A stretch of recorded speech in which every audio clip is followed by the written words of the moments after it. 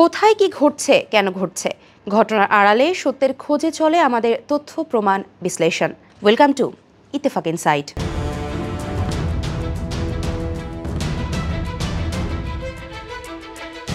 রাখাইনে মানবিক করিডোরে বাংলাদেশের শর্ত সাপেক্ষ সম্মতি, বাংলাদেশ সীমান্তে ভারতের কড়া নজরদারি, ডক্টর ইউনূসের যুদ্ধ প্রস্তুতির আহ্বান, সেনাবাহিনীর গোপন অভিযানের গুজব এবং শেখ হাসিনাকে দেওয়া এয়ারবেজের প্রস্তাব নিয়ে নতুন বিতর্ক। সব মিলিয়ে প্রশ্ন উঠছে, কোন পথে যাচ্ছে দেশ? বাংলাদেশ কি যুদ্ধের প্রস্তুতি নিচ্ছে? আর মানবিক করিডোর ইস্যুতে চূড়ান্ত সিদ্ধান্তই বা কি? বিস্তারিত জানুন আমাদের বিশেষ বিশ্লেষণে।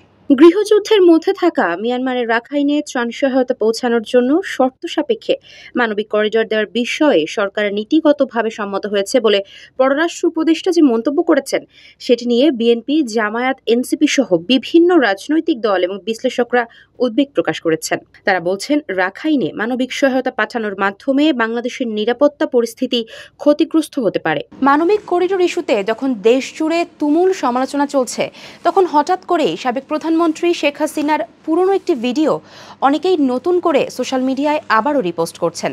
চলুন দেখে আসি সেই ভিডিওতে কি বলছেন সাবেক প্রধানমন্ত্রী। কোন এক সাদা চামড়ারই প্রস্তাব ইস্তিমার মতো বাংলাদেশেরও একটা অংশ নিয়ে চিটাগাং, মিয়ানমার একটা খ্রিস্টান স্টেট বানাবে, বে অফ বেঙ্গলে একটা ঘাঁটি করবে, এই জায়গাটার উপরে অনেকেরই নজর। সেটা আমি হতে দিচ্ছি না। বিশ্লেষকদের মতে বঙ্গোপসাগরের কৌশলগত অবস্থান বাংলাদেশের জন্য আশীর্বাদ যেমন, তেমনি ভূরাজনৈতিক চাপের উৎস বটে। ইতিহাসের প্রতিটি সন্ধিক্ষণে এই অঞ্চল ঘিরে আন্তর্জাতিক শক্তিগুলোর আগ্রহ দেখা গেছে। মানবিক করিডোর হোক কিংবা সামরিক ঘাঁটির প্রস্তাব, বাংলাদেশকে কেন্দ্র করে এমন প্রস্তাব আগেও এসেছে, এখনও আসছে। 1971 সালে বঙ্গবন্ধু শেখ মুজিবুর রহমানও একই চাপে পড়েছিলেন। অর্গানাইজার পত্রিকার একটি প্রতিবেদনে জানানো হয়, তিনি বঙ্গোপসাগরে মার্কিন ঘাঁটি অনুমোদন দিতে অস্বীকৃতি জানান। আর এখন আমরা দেখছি, অন্তর্বর্তী সরকারের পক্ষ থেকেও করিডোর নিয়ে স্পষ্ট অবস্থান জানানো হয়েছে। প্রধান উপদেষ্টার প্রেস সচিব বলেছেন, সরকার জাতিসংঘ বা অন্য কোনো সত্তার সঙ্গে তথাকথিত মানবিক করিডোর নিয়ে আলোচনা করেনি। তবে রাখাইন রাজ্যে যদি জাতিসংঘের নেতৃত্বে মানবিক সহায়তা দেওয়া হয়, তাহলে বাংলাদেশ লজিস্টিক সহায়তা দিতে প্রস্তুত, এমন কথাও জানিয়েছেন।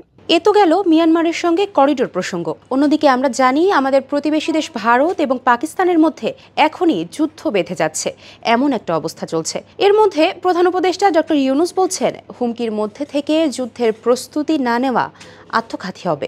ভারত পাকিস্তান যুদ্ধ হই হই অবস্থার মধ্যে রয়ে গেছে। প্রতিনিয়ত যুদ্ধের হুমকি আমাদের ঘিরে থাকে, তো সেখানে প্রস্তুতি না নিয়ে থাকা এটা অসম্ভব হয়ে পড়ে। তো কাজেই এই পরিস্থিতির মধ্যে প্রস্তুতি না নেওয়াটা আত্মঘাতী। সোশ্যাল মিডিয়ার পোস্ট কমেন্টগুলোতে চোখ রাখলে দেখা যায়, দেশের মানুষ আওয়ামী লীগ, বিএনপি কিংবা নতুন গঠিত দল এনসিপিকে এখনই নয়, তারা আরও 5 বছর ক্ষমতায় চায় ডক্টর ইউনূসের নেতৃত্বাধীন অন্তর্বর্তীকালীন সরকারকে। এনসিপির মুখ্য সংগঠক সার্জিস আলমও এই আকাঙ্ক্ষার কথা জানিয়ে ফেসবুকে পোস্ট দিয়েছেন। প্রচুর মানুষকে এই ব্যাপারে সহমত পোষণ করতে দেখা গেছে।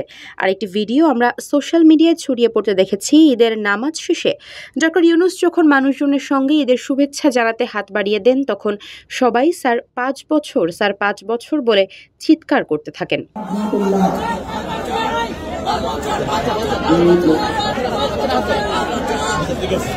তবে রাখাইন করিডোর ইস্যুতে সোশ্যাল মিডিয়ায় চাউর হওয়া নানা ধরনের রিউমার, বাংলাদেশের ভূরাজনৈতিক অবস্থান, নিরাপত্তা ঝুঁকি এবং অভ্যন্তরীণ রাজনৈতিক সমীকরণ, সব মিলিয়ে পরিস্থিতি জটিল। এই প্রেক্ষাপটে সরকারের সিদ্ধান্ত ও প্রস্তুতি কতটা সঠিক তা সময় বলে দেবে, কিন্তু প্রশ্ন উঠবে, বিশ্লেষণ চলবে। এই ছিল আজকের ইত্তেফাক ইনসাইট। আমি আফসারা নাজ, আবার ফিরব নতুন তথ্য, নতুন বিশ্লেষণ আর নতুন প্রশ্ন নিয়ে।